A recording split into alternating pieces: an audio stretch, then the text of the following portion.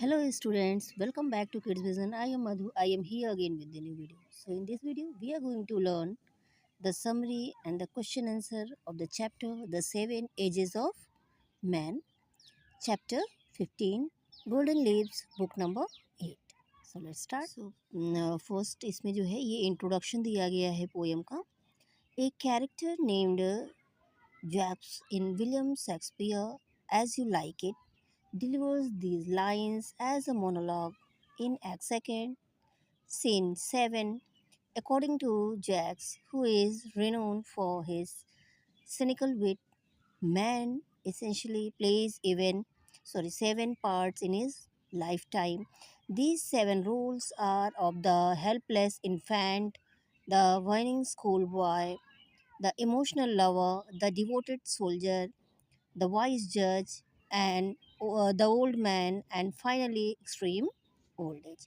तो ये इंट्रोडक्शन में दिया गया है कि ये जो है ये पोएम किसने लिखी है. ये लिखी गई है विलियम शेक्सपियर के द्वारा. उनकी एक बुक है एज यू लाइक इट.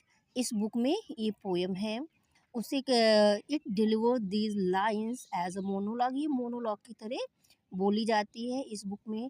कब? एक्ट सेकेंड सीन उसका जो है 7 जो उसका सीन है उसके एक्ट 2 में ये बोली जाती. कोई है जो मोनोलॉग की तरह इसको बोलता है.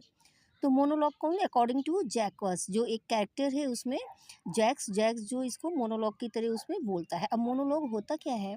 मोनोलॉग होता है लाइक अ स्पीच. तो स्पीच की तरह उसमें बोलता है. और वो कैरेक्टर जो जैक है, हु इज़ रिनाउंड, इसके लिए लिखा गया है हु यहाँ पे. Who is renowned for his cynical wit. Cynical मतलब होता है जो हर किसी के बारे में जो है उसका मजाक उड़ाता है, उसके बारे में हमेशा हंसी मजाक करता रहता है, उसके रिस्पेक्ट को कम करता है. तो इस तरह का उसका नेचर होता है. वो जो है इसको इस मोनोलॉग को वहाँ पे बोलता है. Man essentially plays 7 parts in his life. वो बताता है उसमें कि एक आदमी कैसे अपने जीवन के 7 पार्ट्स जो होते हैं उसकी लाइफ के वो कैसे प्ले करता है. These 7 roles are of the helpless infant. और ये 7 रोल कौन सी हैं? फर्स्ट होता है हेल्पलेस इन्फेंट, और दूसरा है whining school boy, the emotional lover, the devoted soldier, wise जज, old man, finally extreme old. तो ये जो सारे रोल हैं वो कैसे एक आदमी अपने लाइफ में प्ले करता है, इसको जैक जो है वो बताता है, बोल के बताता है इसको.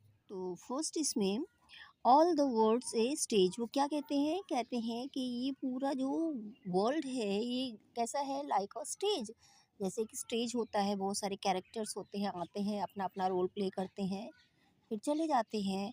वैसे ही ये एंटायर वर्ल्ड बहुत बड़ा स्टेज है. And all the man and women merely players. और जितने भी संसार में इस दुनिया में मैन एंड वुमेन हैं वो सारे सारे मैन एंड सारे वुमेन एक अपना रोल प्ले करते हैं, प्लेयर होते हैं यहाँ पे ये खाली. They have their exist and their entrances. Exist मतलब होता है, आप जानते हैं एग्जिट मतलब बाहर निकलना, मीन्स उनकी डेथ. तो सबका जो एग्जिट और इंट्रेंसेस मतलब होता है बर्थ. तो सबके जन्म और मृत्यु जो है संसार में आने का और संसार में जाने का जो है फिक्स रहता है. वो इस संसार में आते हैं और इस जो ये दुनिया है ये बहुत बड़ा स्टेज है, इस पे आते हैं, अपने अपने परफॉर्मेंस देते हैं एक प्लेयर की तरह और उसके बाद यहाँ से चले जाते हैं.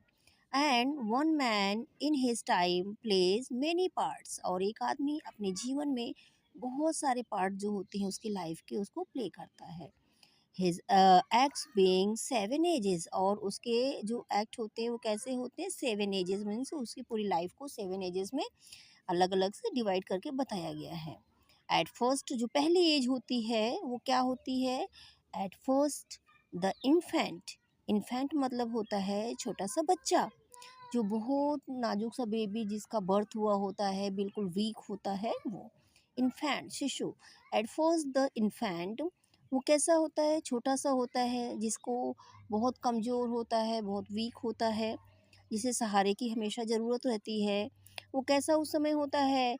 म्योइंग and puking in the nurse's arm. वो नर्सेस आर्म मतलब नर्स के हाथों में क्या करता है, म्यूलिंग मतलब होता है चिल्लाना, रोते रहना हमेशा, और प्यूकिंग मतलब होता है वोमिटिंग करना। तो वो जो नर्स होती है जो उसका केयर करती है, तो उसको हमेशा जो है वो रोता रहता है उसके हाथों में और उल्टियाँ करता रहता है। जैसे आपके घर में छोटे बच्चे होंगे तो आपने देखा होगा वो दूध वगैरह पीते हैं, तो हमेशा जो है अक्सर उनको पचता नहीं है, उल्टी कर देते हैं। तो इस तरह से मीनिंग मतलब वो हर चीज़ बताने के लिए रोते हैं, सोना है तो रोना है, सुसु आई तो रोना है, और उसके बाद जो है उन्हें जब भूख लगती है तो रोना है, माँ चाहिए तो रोना, हर चीज़ को वो जो है अपने रो के बताते हैं। तो इस तरह से वो बता रहे हैं इतने कमज़ोर होते हैं, वो रोने से ही कम्युनिकेट करते हैं, या तो रोते हैं या तो उल्टी करते हैं, सोते रहते हैं इस तरह से। तो ये जो फर्स्ट होती है, और नर्स मतलब यहाँ पे नर्स मतलब जो केयर टेकर, चाहे वो उनकी माँ हो, चाहे वो नर्स हो, उनकी जो आया वगैरह होती हैं, जो भी उनको केयर करता है, उनके हाथों में इसे करता रहता है वो छोटा बच्चा। और यहाँ पे आगे देखिए दूसरा जो स्टेज इसमें दिखाया गया है, and then the whining school boy with a satchel and shining morning face creeping like snail unwillingly to school. अब ये यहाँ पे दूसरे स्टेज, यहाँ तक सेकंड स्टेज दिखाई गई है, और उसके बाद वो थोड़ा सा बड़ा हो जाता है। And then whining school boy means हमेशा कंप्लेन करता रहता है, स्कूल जाने की उसकी उम्र हो जाती है, तो वो स्कूल नहीं जाना चाहता है या कोई बहाने बनाता है, कंप्लेन करना है, यही प्रॉब्लम है, वो प्रॉब्लम है, हर चीज़ से उसको दिक्कत होती रहती है। विद हिज सैशल, सैशल मतलब है स्कूल बैग, अपने स्कूल बैग के साथ वो बहाने बनाता रहता है, स्कूल नहीं जाने के बहाने ढूंढता रहता है, हमेशा कंप्लेन करता है। एंड शाइनिंग, और वो कैसा होता है, उसका फेस जो है इतना एनर्जेटिक होता है कि जो है जैसे शाइनिंग मॉर्निंग फेस, और उसका चेहरा चमकदार एकदम होता है, क्योंकि बच्चों के फेस पे कोई टेंशन नहीं होती है किसी तरह की, वो बढ़ रहा होता है, खुश मिजाज रहता है। और क्रीपिंग लाइक स्नेल, और इतना आलसी रहते हैं वो, स्कूल नहीं जाने के लिए हर काम धीरे धीरे करते हैं, बहाने बनाते हैं, जैसे स्नेल होता है ना, क्रीप करता है धीरे धीरे, तो उस तरह से स्नेल के जैसे अनविलिंगली टू स्कूल, स्कूल जाने के लिए जब उनको फोर्स किया जाता है तो वो नहीं जाते हैं, और धीरे धीरे जब कहा जाता है तो धीरे धीरे जो है वो कंप्लेन तमाम करते हैं, बहाने बना के अपना बैग लेके किसी तरह से निकलते हैं। तो ये जो होती है एक स्कूल बॉय की में जो दुनिया से इंटरेक्ट होना शुरू होता है, तो उसको हर चीज़ से प्रॉब्लम होती है, क्योंकि उसके लिए हर चीज़ नई होती है, तो वो जल्दी से वो कंफर्ट जो घर का होता है वो बाहर मिलता नहीं है, इसलिए उसको कोई पसंद नहीं आता, वो कहीं जाना नहीं चाहता है, तो फोर्सफुली उसको पढ़ने के लिए भेजा जाता है। और आगे जो इसमें आप then the lover sighing like furnace with a woeful ballad made to his mistress eyebrow. अब ये जो उसकी थर्ड स्टेज आ गई है, उसके बाद वो अपना स्कूल बॉय का एज उसका ख़त्म हो जाता है, वो थोड़ा सा बड़ा हो जाता है, और जो है होते हैं ना कि हार्मोनल चेंजेस होते हैं, लोग अपने दूसरे जो है जेंडर की तरफ अट्रैक्ट होने लगते हैं, तो वो जो है अभी बड़ा हो गया है, प्यार में पड़ गया है। और then a lover sighing like furnace, furnace मतलब होता है भट्टी, जैसे भट्टी जलती रहती है, वो उसको किसी से प्यार होने लगता है, और वो जो हमेशा चाय लेता है उसके लिए आहें भरता रहता है। With a woeful ballad means made to his mistress eyebrow. और जो है बलाड वो फुल मतलब होता है दुख भरे गाने गाता है, किसके लिए, जो उसकी अपनी जो मिस्ट्रेस होती है, जिस लड़की को, मिस्ट्रेस मतलब जो लड़की से उसको लव होता है, वो उसके लिए, उसकी आंखों के लिए दुख भरे गीत गाता रहता है, जब वो दुखी होता है तो उसके लिए उसको याद करता है और उसके लिए गाने गाता है। Then a soldier full of, अब ये नेक्स्ट एज इसमें आ गई है। Then a soldier full of strength oaths and bearded like a bird, jealous in honor, sudden and quick in quarrel, seeking the bubble reputation, even the cannons mouth. अब ये जो उसकी अगली फोर्थ स्टेज बताई गई है, और जो उसका ये नेचर होता है वो अभी ये ख़त्म हो जाता है, उसके बाद वो देना सोल्जर फुल ऑफ स्ट्रेंजर्स, इसका मतलब वो जो है और जो है एक पूरी तरह से यंग ग्रोन अप मैन बन जाता है।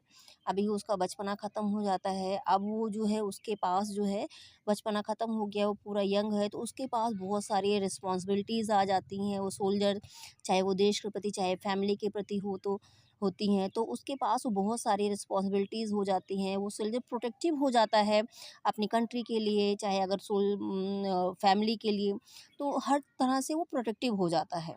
लोगों को प्रोटेक्ट करने की कोशिश करता है, बहुत यंग एज में आ जाता है। और उसकी जो beard like a part means उसमें चीते पार्ट मतलब है जैसे लेपर्ड। लेपर्ड मतलब जैसे चीते की फुर्ती होती है, उसकी दाढ़ी ऐसी आती, दाढ़ी मतलब क्या, चीते जैसी दाढ़ी मतलब वो उसकी अच्छी खासी दाढ़ी आ जाती है, पूरा मैच्योर हो जाता है, बहुत फुर्तीला हो जाता है और रिस्पॉन्सिबल बन जाता है चीज़ों के लिए, और बहुत ब्रेव भी बन जाता है, निडर होने लगता है। और जेलस इन ऑनर, और जेलस मतलब है अपने ऑनर, अपने रेस्पेक्ट के लिए भी वो दूसरों से जेलस करने लगता है। Sudden and quick in quarrel, और छोटी छोटी बातों पे झगड़ा करने के लिए भी तैयार हो जाता है, क्योंकि अभी वो फुल ऑफ एनर्जी होता है। और सीकिंग द बबल रेपुटेशन, और बबल रेपुटेशन मीन्स ऐसी रेपुटेशन जो बबल जैसे होते हैं ना, वो ऐसे थोड़ा सा छू दो तो फूट जाते हैं, तो वो चीज़ों को अभी उस तरह से नहीं, उसके अंदर उतनी बुद्धिमानी नहीं होती है, तो जो उसकी अपनी सेल्फ रिस्पेक्ट होती है वो उसके लिए लड़ता रहता है, उसको सबसे ज़्यादा वही जो है पसंद होती है, अपनी सेल्फ रिस्पेक्ट। तो अपनी रेपुटेशन के लिए वो लड़ता रहता है, जो सडनली उसको मिलती है बड़े होने पे। और even in cannons mouth, cannons mouth means तोप के मुंह में हो तो भी उसको अपनी रेपुटेशन सबसे ज़्यादा प्यारी होती है इस समय। एंड देन, और ये उसका जो फोर्थ स्टेज है ख़त्म होता मीन्स वो हर चीज़ को बहुत ब्रेव हो जाता है, और अपनी रेपुटेशन के लिए जो हमेशा उसका ध्यान रहता है, उसके लिए लड़ने को भी तैयार रहता है, और वो जिम्मेदार हो जाता है। इस तरह से इसमें फोर्थ स्टेज में बताया जो है इसका अगला है इसमें, and then the justice in fair round belly with good cap on line. और अगला जो उसकी जो फिफ्थ एज होती है, विद आईज सेवियर बियर्ड और formal cut full of voices and modern instances। अब वो कैसा होता है, वो जो है अभी और जो है पूरा अपने जो उसका एज थोड़ा और हो जाता है, 30s में आ जाता है, 40s में आ जाता है अपने, तो क्या होता है वो वाइज़ हो जाता है, 40s में आता है, तो तमाम उसने अब तक की सारी दुनिया देख चुका होता है, तो उसके पास बहुत सारी नॉलेज हो जाती है, फुल ऑफ वाइसर्स मतलब बहुत सारी चीज़ें उसके पास होती हैं, दुनिया देख की उसके पास एक्सपीरियंस होते हैं चीज़ों के, और जो बोलता है वो मीनिंगफुल होता है। मीन्स जैसे बड़े लोग होते हैं, तमाम तरह की कहावतें कहते हैं, तो मतलब उसकी हर बात में एक मीनिंग होता है, बहुत अच्छी बातें कर, क्योंकि उसने दुनिया इतनी देख चुकी होती है, इतना एक्सपीरियंस हो गया होता है उसके पास। और अभी वो लाइफ कंफर्टेबल होता है, जैसे उसमें कहा बेली राउंड, तो उसके पेट मोटे हो जाते हुए मतलब वो अच्छा खासा एकदम मोटा इंसान बन जाता है, तो लाइफ में कंफर्ट है, इसका मतलब है उसकी लाइफ में बहुत सारा कंफर्ट हो जाता है। अब वो जो है पैसा कमा चुका होता है, तो इस तरह से तमाम, और उसकी जो है दुनिया देख चुका होता है, तो पीछे का भी उसको पता है, और आगे भी जो आगे मॉडर्न समय कैसा आने वाला वो भी उसको देख सकता है, बदलते समय को महसूस कर सकता है। तो ये सारी चीज़ें इसमें बताई गई हैं फिफ्थ एज में, जब अपने 40s 50s में लोग होते हैं, तो बहुत वाइज़ हो जाते हैं, जैसे आपके पापा वगैरह होंगे बहुत वाइज़ हो जाते हैं, और उनकी लाइफ सेटल लगभग हो जाती है, लाइफ के स्ट्रगल थोड़े कम हो जाते हैं, अपना कमाने वमाने का उनका जो है वो सब सेट हो चुका होता है, तो अपनी लाइफ में एक सेटलमेंट वो देख लेते हैं, और बहुत सारे अभी तक यहाँ तक पहुँचने के लिए उनको जो है बहुत सारी प्रॉब्लम्स का, बहुत सारे अच्छे समय, मुश्किलें, सब चीज़ें वो देख के आगे बढ़े होते हैं, लोगों को देखते परखते आते हैं, तो उनके पास बहुत सारे अनुभव होते हैं, एक्सपीरियंसेस से भरे होते हैं, तो इसलिए कहा गया है वाइस से जो बोलते हैं उसके पीछे एक मीनिंग होता है। तो जो नेक्स्ट स्टेज है वहाँ पे इसमें कहा गया है आगे, and so he plays his part, और इस तरह से वो अपना रोल प्ले करते रहते हैं। The sixth age shift into the lean and slipper pantaloon, और जब सिक्स्थ एज आती है मतलब अब वो अपने लेट 60s में आ जाते हैं। 60s में जब वो आते हैं तो कैसे होने लगते हैं, वो बूढ़े होने लगते हैं। The sixth age shift into the lean, lean मतलब होता है weak, and slippered pantaloon with spectacles on nose and pouch on side.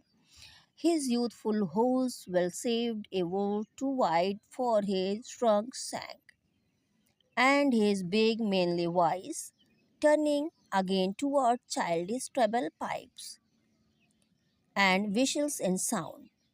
यहाँ तक इसमें बताया गया है आपका जो सिक्स्थ एज है। तो कहा गया अब वो जो है अपने आ जाते हैं तो वो अपने जो है कैसे वो अपने कंफर्ट को अब देखता रहता है। जैसे आप लोग जब यंग रहते हैं तो लोग फैशन पे ज़्यादा जो है इम्पोर्टेंस देते हैं, अपने कंफर्ट से ज़्यादा फैशन को इम्पोर्टेंट देते हैं, चाहे वो टाइट हो नहीं हो पर पसंद है, लुक अच्छा आ रहा है तो वही पहनेंगे। तो इसमें कहा जा रहा है कि जो एक बूढ़ा आदमी होता है वो अपने कंफर्ट को अब पहले देखता है, वो किस चीज़ में ज़्यादा कंफर्टेबल है वो देखता है, जिसमें उसको आराम मिलता है उस चीज़ को पहनता है। सिक्स शिफ्ट इनटू लीन स्लीपर, वो अपने ऐसे स्लीपर पहनने लगता है कि जिसमें वो कंफर्टेबल होता है। विद स्पेक्टिकल्स, उसकी आंखों पे चश्मा लग जाता है। पाउच, वो अपने साइड में बगल में हमेशा एक पाउच रखने लगता है, चाहे जैसे उसमें पैसा है या अपने कागज़ वगैरह कुछ भी, वो अपना सामान चाबियाँ वगैरह साथ में रखे रहता है, उसमें सब चीज़ अपना रखता है। और हिज़ यूथफुल होज़, होज़ मतलब होता है उसके मोजे, उसकी जुराबें। यूथफुल अपने जवानी के जो उसके जो मोज़े हैं, वेल सेव्ड जो उसने बचा के रखे हैं। एवोल्व टू वाइड फॉर हिज संग, अब वो जो है वो उसको उसके पैरों में जो है अब ढीले आते हैं जब वो उनको पहनता है। क्यों? क्योंकि उसके पैर जो है बहुत लीन वीक हो गए हैं, दुबले पतले हो गए हैं, पहले जितने मोटे अब नहीं रहे। तो पहनता है तो उसकी जुराबें जो उसको ढीले आती हैं।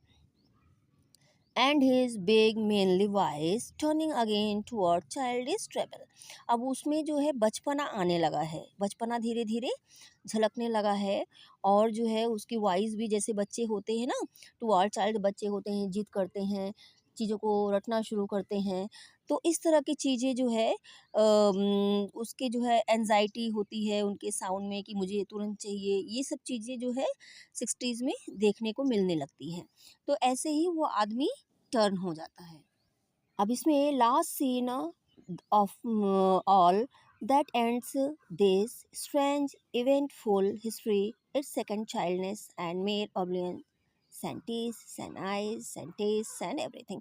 अब लास्ट सीन में जो सेवेंथ एज होती है आदमी का, वो एकदम जो है इतना बूढ़ा हो जाता है कि जो है कहते हैं that ends this strange eventful history, last scene में वो जो उसकी लाइफ ख़त्म होने वाली होती तो कैसा हो जाता है एक इंसान, एज सेकंड चाइल्डनेस, उसकी जैसे फिर से बचपन वापस आया था, जैसे जब वो पैदा हुआ था छोटा सा एकदम वीक था, उसे दूसरे के सपोर्ट की ज़रूरत थी, तो इस एज में भी उसको वैसे दूसरे के सपोर्ट की ज़रूरत होने लगती है, वो दूसरों पर निर्भर हो जाता है अपनी हर चीज़ के लिए, और कुछ भी नहीं कर सकता है, उसके हाथ पैर काम नहीं करते हैं। एंड मेर यहाँ पे ऑब्लिवियन यहाँ पे दिया हुआ है, इसका मतलब होता है नथिंगनेस, मीन्स उसके पास कुछ भी नहीं रहता आता है। जैसे जो जवानी में उसने सब चीज़ें उसको मिली थी वो सारी उसके लिए अब ख़त्म होने लगती हैं।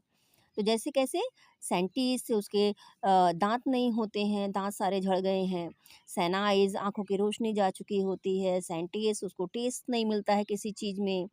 अब सैन एवरीथिंग, और उसकी लाइफ में सब कुछ अब ख़त्म, मीन्स उसको अब किसी चीज़ का होश नहीं है, कोई उसके ना दांत काम कर रहे हैं, ना हाथ पैर आँखें, कुछ भी उसके सेंसेस कुछ भी काम नहीं कर रहे हैं।